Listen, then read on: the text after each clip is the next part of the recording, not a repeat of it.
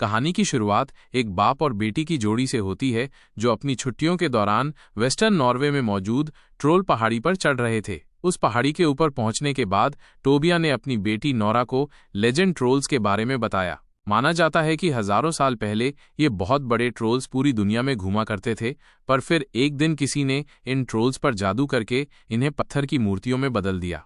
वहीं इन पुरानी कहानियों पर विश्वास करने वाले टोबिया का मानना था कि ये ट्रोल्स अभी भी नॉर्वे की पहाड़ियों में ही छुपे हुए हैं और वो कभी न कभी दोबारा से जिंदा हो जाएंगे। ये बात सुनकर नोरा को भी इसमें काफी दिलचस्पी आने लगी।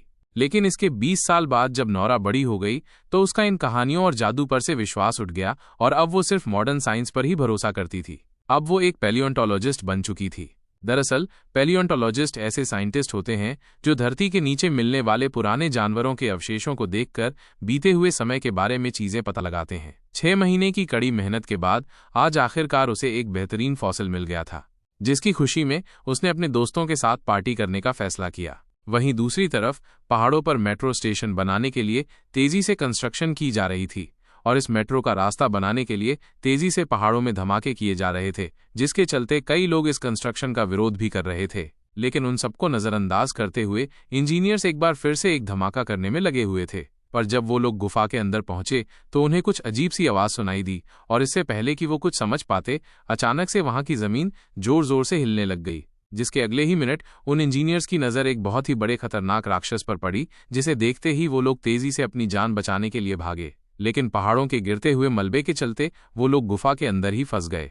कुछ ही देर में इस हादसे की खबर नॉर्वे की आर्मी के हेडक्वार्टर्स में भी पहुंच गई, जिसके बाद जनरल ने एक जहाज को उस जगह की साफ तस्वीरें खींचने के लिए बुलाया ताकि वो लोग अच्छे से समझ पाएं कि आखिर वहां हुआ क्या है। इसके साथ ही जनरल ने इस बारे में प्राइम मिनिस्टर को भी सूचित करने का आदेश दिया और थोड़ी देर बाद ही नॉर्वे की प्राइम मिनिस्टर अपने एडवाइजर अंद्रे के साथ तुरंत ही मिलिट्री बेस के लिए निकल गई, जहां रास्ते में उनकी मीटिंग डिफेंस मिनिस्टर से हुई, जिसने उन्हें बताया कि इस हादसे में कम से कम 50 से ज्यादा लोग मारे गए हैं। और इसके बाद उन्हें इस जगह की कुछ तस्वीरें दिखाई गईं, जिसमें धरती के अंदर काफी बड़े बड़े छेद दिखाई दे रहे थे और इन्हें देखते ही आंद्रे को लगा कि ये किसी बहुत बड़े जीव के पैरों के निशान थे। लेकिन वो इन चीजों पर बोलने लायक नहीं था और उसकी बात को तुरंत ही अनसुना कर दिया गया।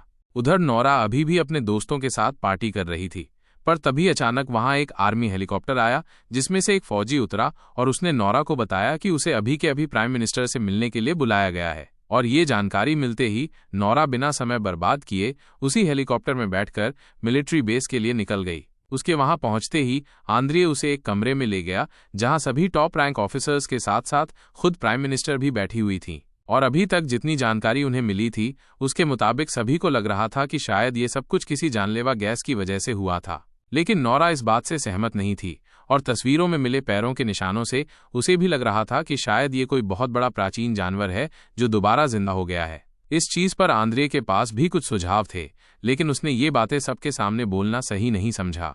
और वहीं बाकी गवर्नमेंट ऑफिसर्स को नोरा की ये बात सिर्फ एक मजाक लग रही थी और उनके मुताबिक इस सब के पीछे कोई प्राचीन जानवर हो ही नहीं सकता। इतने साल से खा क्या रहा था, मरा कैसे नहीं वो। पर तभी सिगरेट नाम की एक कंप्यूटर जीनियस उस कमरे में आई और उसने सभी के सामने इस हादसे का एक वीडियो रखा जो उसने बहुत मुश्किल से ढूंढा था। और जैसे ही उसने वीडियो प्ले किया तो कमरे में मौजूद सभी लोग हैरान रह गए, क्योंकि उस वीडियो में 150 फीट लंबा एक बहुत बहुत बड़ा राक्षस था। और अब इस वीडियो से ये साफ हो चुका था कि 150 फुट लंबा एक जीव नॉर्वे की पहाड़ियों के बीच घूम रहा है। उधर लेस्का नाम के गांव में एक बूढ़ा दंपति जोड़ा अपने घर में शांति से समय बिता रहा था कि तभी उन्हें किसी के दहाड़ने की आवाज सुनाई दी और कुछ ही सेकंडों बाद उनके घर का सारा सामान जोर जोर से हिलने लग गया। उन दोनों को लगा कि शायद भूकंप आया है और इसीलिए वो लोग अपने घर में बने सीक्रेट रूम में घुस गए। और जब वो लोग सब कुछ शांत होने के बाद बाहर निकले तो उन्होंने देखा कि उनका पूरा घर तबाह हो चुका था और उसके साथ साथ आसपास के एरिया में भी काफी तबाही मची हुई थी। उधर नोरा अब इस हादसे की जांच करने के लिए पूरी तरह से तैयार थी और सभी ऑफिसर्स की सहमति से प्राइम मिनिस्टर ने उसे साइंटिफिक एडवाइजर के तौर पर नियुक्त कर दिया। मीटिंग खत्म होते ही आंद्रियास ने नोरा को लेगा में हुए हादसे के बारे में बताया, जिसके तुरंत बाद वो लोग एक हेलीकॉप्टर में बैठकर लेगा के लिए निकल गए, जहां रास्ते में उन दोनों ने दूसरे से काफी बातें भी की। जिस दौरान एंड्रियास ने नोरा से उसके पैलियोंटोलॉजिस्ट बनने की वजह पूछी, जिस पर नोरा ने उसे बताया कि उसे बचपन से ही नेचर से प्यार था और वो अपने आसपास की दुनिया को और अच्छे से जानना चाहती थी। साथ ही उसने आंद्रियास को अपने पिता टोबिया के बारे में भी बताया कि कैसे वो उसे बचपन में पहाड़ों पर ले जाकर उनसे जुड़ी कहानियां सुनाते थे। लेकिन बदकिस्मती से वो इन कहानियों में इतने ज्यादा खो चुके थे कि उनका असल जिंदगी से वास्ता ही कट गया, और बीच में तो उनकी हालत इतनी ज्यादा खराब हो गई थी कि उन्हें एक मेंटल हॉस्पिटल में भर्ती करना पड़ा।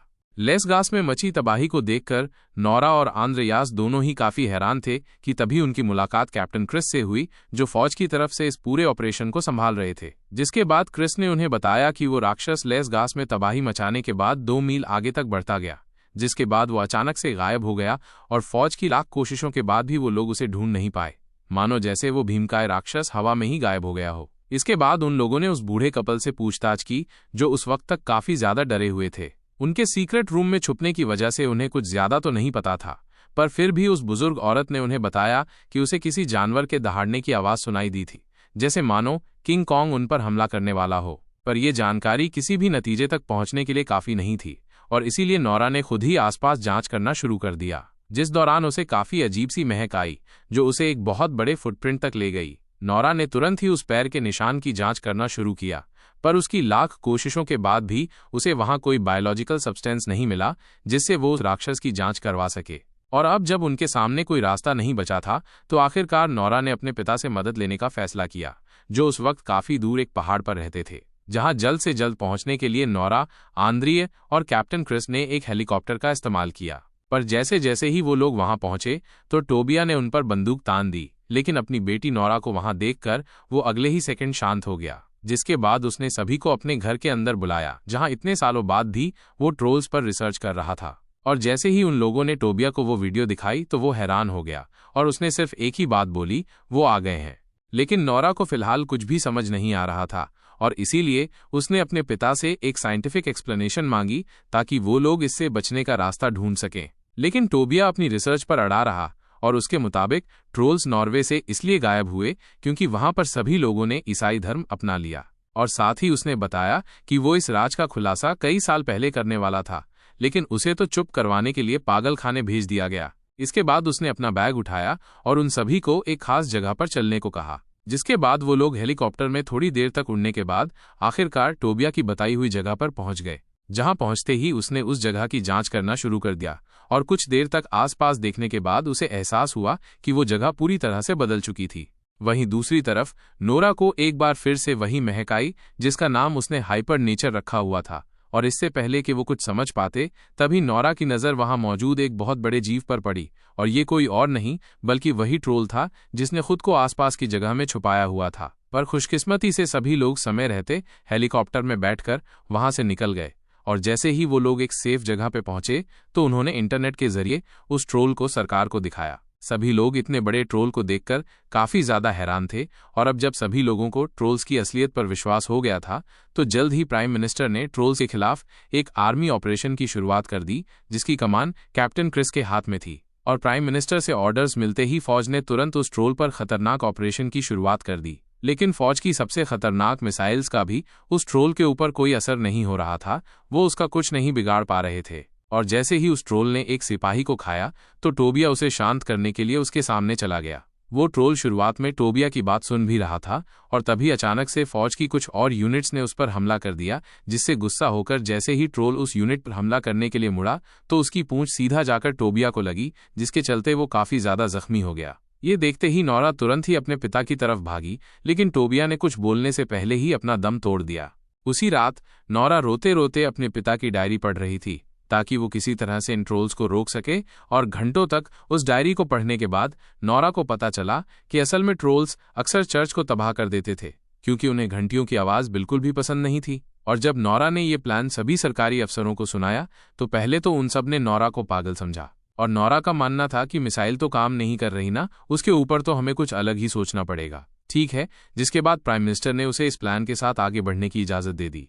और इसके कुछ देर बाद 4 आर्मी हेलीकॉप्टर्स बड़ी बड़ी चर्च बेल लेकर तेजी से ट्रोल की तरफ बढ़ने लगे। नोरा के इस प्लान ने शुरुआत में तो कामयाबी दिखाई, पर जल्द ही ट्रोल ने खुद पर काबू पाते हुए उन चारों हेलीकॉप्टर्स को तबाह कर दिया। और अब वो इतने ज्यादा गुस्से में आ गया कि उसने चारों तरफ तबाही मचानी शुरू कर दी। पर इसी बीच उस ट्रोल ने एक बच्चे की जान भी बचाई थी, जो कि ये साफ दिखाता था कि उस ट्रोल के अंदर भी शायद एक दिल है। इस हादसे के बाद दुनिया भर के न्यूज़ चैनल्स ने यह खबर दिखाना शुरू कर दिया, जिसके चलते आम नागरिकों में दहशत का माहौल बन गया था। और ठीक उसी वक्त प्राइम मिनिस्टर ने देश में इमरजेंसी डिक्लेयर करते हुए ओस्लो शहर और उसके आसपास के इलाकों को जल्द से जल्द खाली करने के आदेश दिए, क्योंकि ट्रोल तेजी से ओस्लो शहर की तरफ ही बढ़ रहा था। उधर अपने नाकामयाब प्लान के चलते नोरा को साइंटिफिक एडवाइजर की पोस्ट से निकाल दिया गया और दूसरी तरफ आंद्रिये को गवर्नमेंट के अगले प्लान के बारे में पता चल गया, जिसमें वो लोग ओस्लो के आसपास के शहरों में बड़े बड़े बम धमाके करके ट्रोल को खत्म करना चाहते थे। लेकिन आंद्रिये के पास इसे रोकने की पावर भी नहीं थी, इसीलिए उसने इस फालतू नौकरी से इस्तीफा दे दिया। हजारों लोग अपने घर और शहर छोड़कर भाग रहे थे, जिनमें नोरा और आंद्रिये भी शामिल थे। इधर नोरा को इस बात का दुख था कि वो देश को इस समस्या से नहीं निकाल पाई, और इसीलिए उसने एक बार फिर अपने पिता की डायरी को पढ़ना शुरू कर दिया। इस बार उसकी नज़र सिंह नाम पर पड़ी, जो कई बार रिपीट हो रहा था। जब उसने आंद्रिये से इस बारे में बात की तो उसने बताया कि असल में सिंगडिंग एक राजकुमार था जो ओस्लो में एक महल में रहता था, और इस वक्त वो देश का सबसे अमीर आदमी था। अब नोरा को लग रहा था कि शायद उनको महल में कोई सुराग मिल सकता है, इसीलिए उसने आंद्रिये से तुरंत ही गाड़ी को महल की तरफ मोड़ने को कहा। महल में पहुंचते ही उनकी मुलाकात राइक सिंडिक से हुई, जो पहले से ही उनका इंतजार कर रहा था, जिसके बाद वो उन्हें महल के अंदर लेकर गया और आखिरकार उसने नॉर्वे के ट्रोल्स के राज से पर्दा हटाया। असल में टोबिया बिल्कुल सही था और प्राचीन समय में ट्रोल्स नॉर्वे की धरती पर घूमते थे। इसके बाद सिंडिंग उन्हें एक अंडरग्राउंड गुफा में लेकर गया, जहां उसने बताया कि असल में उसने ही टोबिया की जिंदगी बर्बाद की थी ताकि उनका सच बाहर ना आ जाए।